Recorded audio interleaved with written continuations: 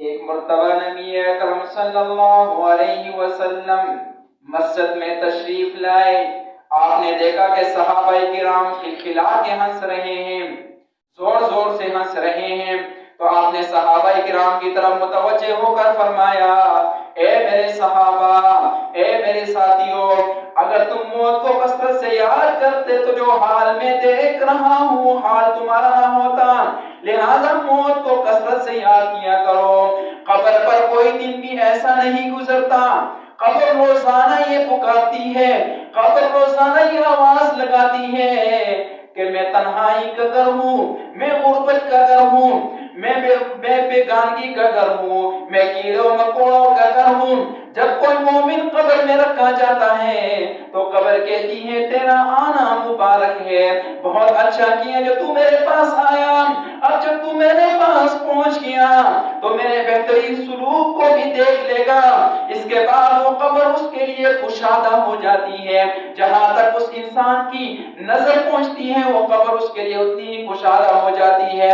اور جنت سے اللہ اس کے لیے راستے کھول دیتا ہے، جنت سے اللہ اس کے لیے دروازہ کھول دیتا ہے، جہاں سے جنت کی ہوائیں خوشبوئیں اس کو پہنچتی رہتی ہیں.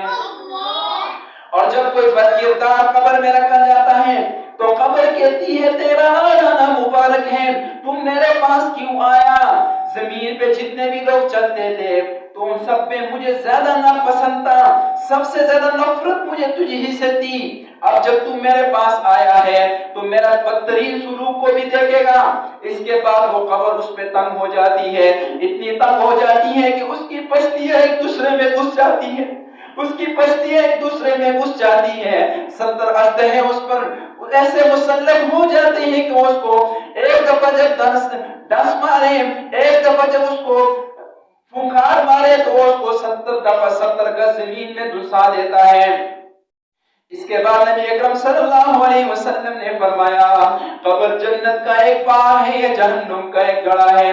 تو میرے دوستوں آج ہمارے لیے یہ موقع ہے کہ ہم قبر کو جنت کا باغ بنائیں. اس لیے ہم کوشش کریں کہ ہماری کوئی نماز بھی قضا نہ ہو، ہماری کوئی نماز بھی قضا نہ ہو، ہر نماز کو وقت پہ پڑھنے کی کوشش کریں.